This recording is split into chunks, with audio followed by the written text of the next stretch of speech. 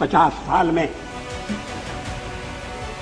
हमने प्रगति की है, इससे कोई इनकार नहीं कर सकता। चुनाव के दौरान वोट मांगते हुए, सरकार की नीतियों पर कठोर से कठोर प्रहार करते हुए और पुरानी सरकार की नीतियों में आलोचना करने के लिए लायक बहुत सामग्री थी। हर जगह मैंने ये कहा कि मैं उन लोगों में से नहीं हूं जो 50 वर्ष की उपलब्धियों पर पानी फेर दे। ऐसा करना देश के पुरुषार्थ पर पानी फेरना होगा। ऐसा करना देश के किसान के साथ अन्याय करना होगा, मजदूर के साथ जाति करनी होगी, आम आदमी के साथ भी वो अच्छा व्यवहार नहीं होगा। जो सवाल आज मन में उठता है और उठना चाहिए, आजादी को 50 साल होने आए, हम जयंती मनाने जा रहे हैं। आज देश की स्थिति क्या है? हम पिछड़ क्यों गए? प्रगति की दौड़ में जो देश हमारे साथ आजाद हुए थे वो हमसे आगे बढ़ गए। जो देश हमारे बाद जन्मे थे वो हमें पीछे छोड़ गए। दुनिया के गरीबतम देशों में हमारी गणना है। 20% से ज्यादा लोग गरीबी की रेखा के नीचे। राष्ट्रपति महोदय के अभिभाषण में गांव का उल्लेख है, या पीने का पानी नहीं। हम प्राथमिक शिक्षा अनिवार्य नहीं कर सकते। लड़कियों की शिक्षा की उपेक्षा हो रही है। लड़की का जन्म लेना तो इस देश में अभी तक एक अभिशाप है। क्या सरकारी कदम उठाकर समाज में जागृति पैदा करके, क्या सब लोगों को जुटाकर, ये तो ऐसा काम है जिसमें कोई दलबंदी के लिए स्थान नहीं। हम देश का नक्शा नहीं बदल सकते।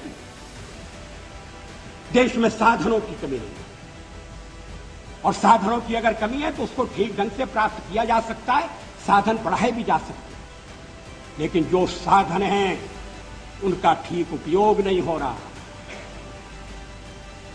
जनता के ऊपर टैक्स लगाकर जो धन इकट्ठा किया जाता है उसका लाभ जनता तक नहीं पहुंचता, आम आदमी तक नहीं पहुंचता। कहां जाता है? किसकी जेब भरी जाती है? किसकी तिजोरी में वो रकम जाती है?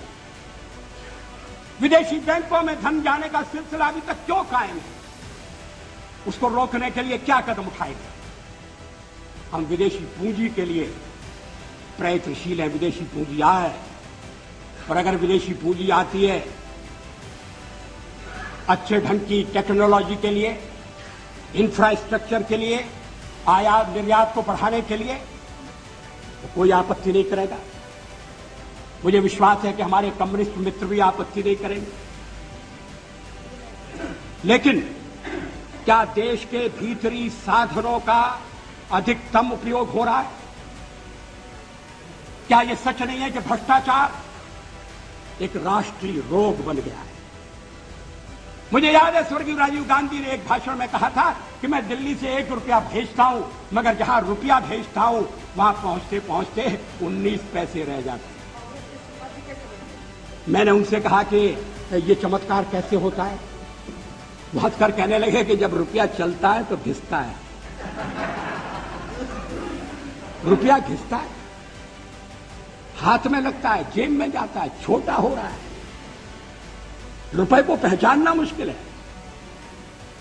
रुपया अंतर्ध्यान हो सकता है। ये देश के सिक्के की स्थिति अच्छी नहीं है। एक तो सरकारी खर्चा बढ़ गया, बढ़ता जा रहा है। उसको बिना कम किए, और कम करने के लिए आम सहमति चाहिए, सर्वदलीय सहयोग चाहिए। कोई एक दलीय काम नहीं कर सकता। हां, हमारे पुराने प्रधानमंत्री नरसिंह राव जी अगर अपने को स्थिर करने के बाद इस दिशा में थोड़ा प्रयत्न करते तो सफल होती। लेकिन वो कुछ ऐसे कामों में उलझे रहे कि ये समस्याएं ध्यान नहीं खींच सकती।